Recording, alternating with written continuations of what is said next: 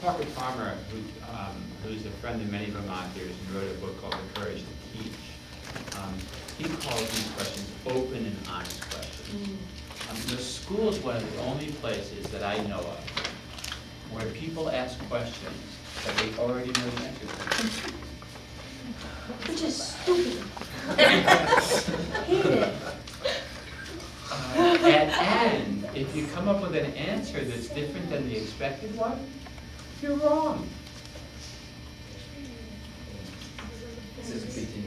Something else about questions. This is just an aside that I didn't intend to go through, but I think it's important for us as well. And divergent questions. Questions where many answers are possible.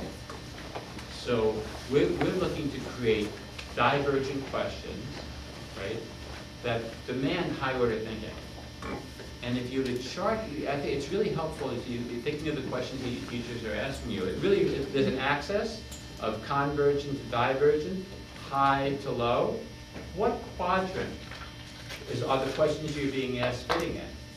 Are they low order thinking with a convergent answer, which would be in this quadrant, right? Or that high-ended thinking with divergent responses, which is in this quadrant, and this is what puts you in this zone. This is what takes you out of just that long-term memory that much of assessment is about, right? And I think I may be speaking as much to teachers in the room as I am to students, but it just takes a change in the inquisitive that moves a question from high to low, or actually from low to high. Who, what, where, when, are all low-order thinking questions with one right answer. How and why immediately put you into higher order divergent questioning. So it's such a, so as you're thinking of powerful questions and working with your colleagues, your teams, your adults that you're working with, try to be asking the type of question where you already don't have the answer in mind. It leads to more powerful discussion, more powerful dialogue. So what I'm going to ask everyone to respond to the same prompt now. And if you use your journals, if you have them from the summer or the pad that you have here. And we'll take 5 minutes of reflection and journaling.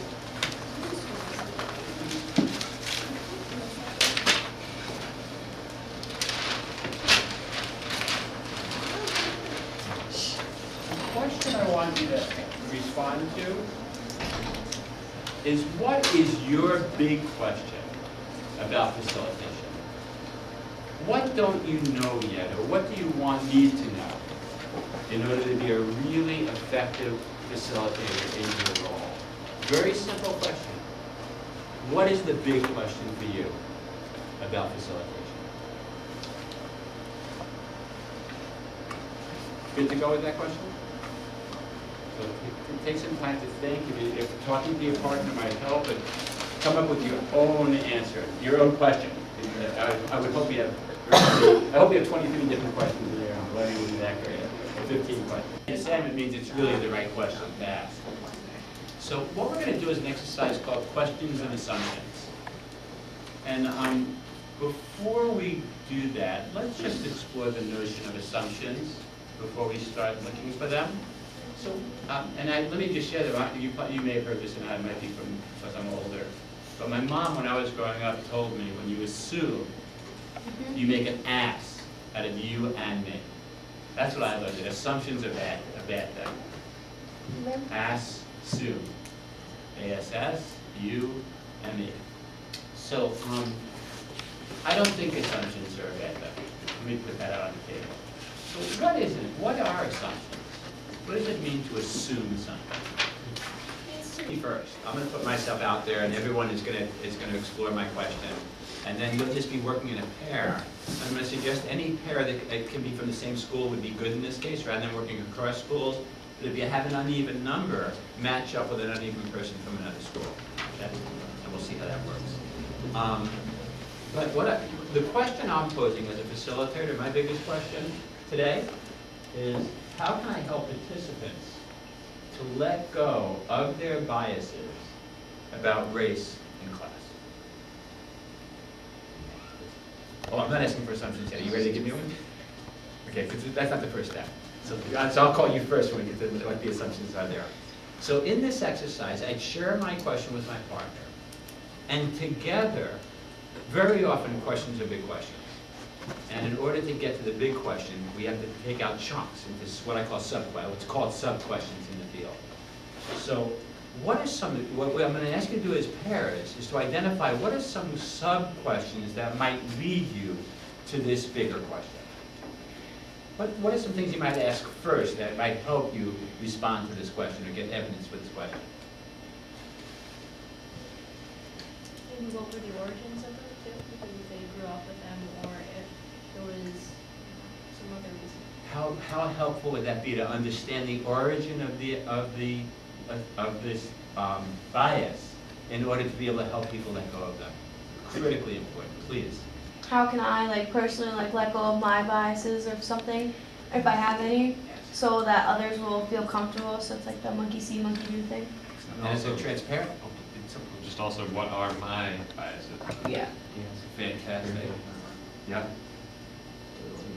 And a question that you helped me to think of is, how can I be more explicit about what has led to me letting go of the biases that I held with others, and even in the moment, where I name a bias that I've had that I wasn't aware of, and now that I'm aware of it, I know I want to let it go. That will help lead me to think about how do I help others do it. Yes? And also as part of the answer is in that question as well. Okay, so now the other side of the question. I'm going to ask you, because it's really important for us to surface our assumptions when we're doing inquiry. What assumptions is this question laden with? Well, I said pair up in twos. Does anyone know? Does that ring a bell? Does that ring a bell to anyone? Yogi Berra used to say pair up in threes. When he wouldn't work with the Yankees as a manager, he goes, pair up in threes. So I suggest we pair up in twos. And one person will share their question. And then together you brainstorm sub-questions. What are some of the smaller questions that I need to answer in order to be able to get at this bigger question? So you're both contributing. Whoever's question it is, you're taking notes, not only of your own sub-questions, of your colleagues' sub-questions, but yours also. Jot down all the sub-questions, because it will really help you in your inquiry. Your own